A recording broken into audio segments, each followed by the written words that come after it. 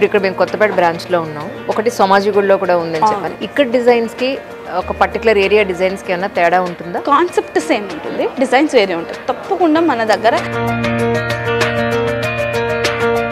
ఈ బ్రాంచ్ చూస్తారు, వేరే బ్రాంచ్లో కూడా వెళ్ళి చెక్ చేసుకుంటారు. సో మనకి even though you visit one branch of Mukunda,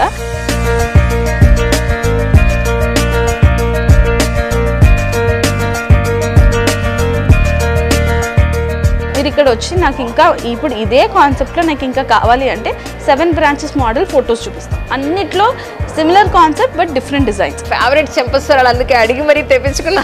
అవును, ఒక్కొక్కటి మీకు చూపిద్దాం సరదాగా అని చెప్పని. ఇందులో పర్ల్ ఉన్నాయి, కోరల్స్ పగడాలు ఉన్నాయి, ప్లెయిన్ గోల్డ్, ఎమరల్డ్స్ ఉన్నాయి, ప్లెయిన్ గోల్డ్. ఇవేమో ముత్యాల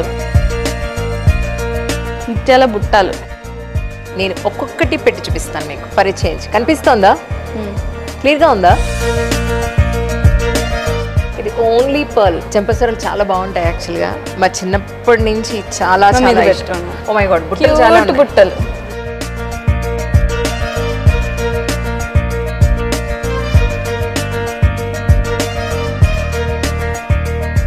నా కోరిక ఇలా తీర్చుకుంటున్నాను అనమాట.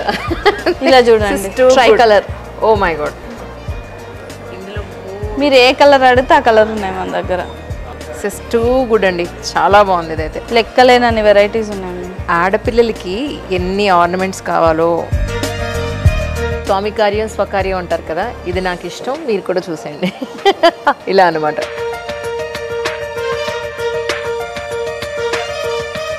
మీరు ఏ బడ్జెట్ చెప్తే ఆ బడ్జెట్లో మన దగ్గర ఉంటుందండి. జస్ట్ ఫర్ మీ క్లారిటీ కోసం.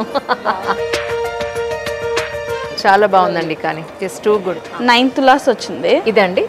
ఓకే, ఐ థింక్ లాకెట్ ఎక్కువ హెవీగా ఉన్నట్టు. లాకెట్ స్టోన్ వర్క్ వెయిట్ తినేస్తుంది మనం. ఇది మనకి ఫేమస్ అనమాట, ముకుంద జ్యువెలర్స్ ఫేమస్ కాసుల పేరు ఇది. గణేష్ కాసుల పేరు. ఇక్కడ గణేష్ కాసుల పేరు. దేవుడు ఉన్నారు.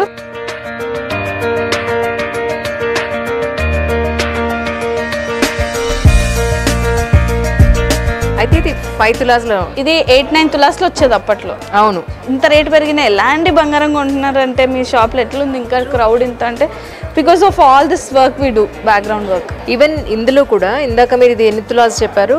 9 తులాస్ అన్నారు. బట్ ఇంత డిజైన్ కూడా ఇంకా లైట్ వెయిట్ గా చేసి ఇస్తాము అని అంటున్నారు. ఇది 5 తులాస్ టూ కూడా అండి. ఇప్పుడు ప్రస్తుతానికి మనతో పాటు కృష్ణ గారు, వన్ ఆఫ్ ది డైరెక్టర్ ఉన్నారు. వారిని అడిగి మరికొన్ని వివరాలు తెలుసుకుందాం. కృష్ణ గారు నమస్కారం అండి.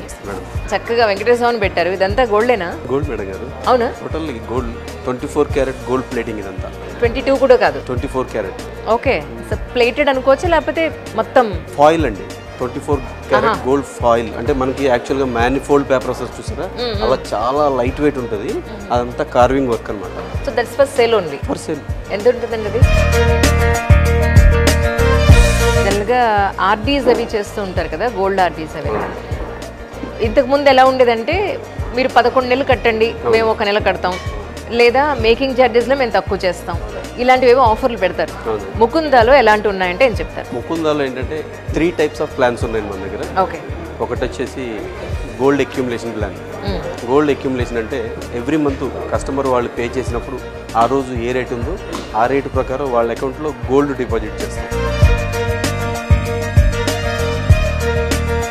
11 నెలలు 11 డిఫరెంట్ రేట్స్లో వాళ్ళు గోల్డ్ పర్చేజ్ చేసుకుంటారు. ఓవరాల్గా వాళ్ళకి ఎంత గోల్డ్ అయితే వస్తుందో అంత గోల్డ్కి without any wastage, without any making charge మనం ఆర్నమెంట్స్ ఇచ్చేస్తాం.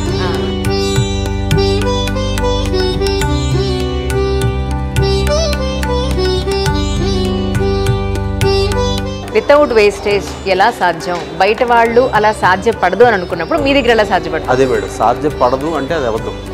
ఎందుకు సాధ్యపడుతుంది అని నేను చెప్తేది ఏంటంటే, వాళ్ళు మన దగ్గర డబ్బులు దాచుకుంటారు. ఆ డబ్బులతో మనం పక్కన పెట్టి బ్యాంకులో డిపాజిట్ చేసి మనం ఉండదు.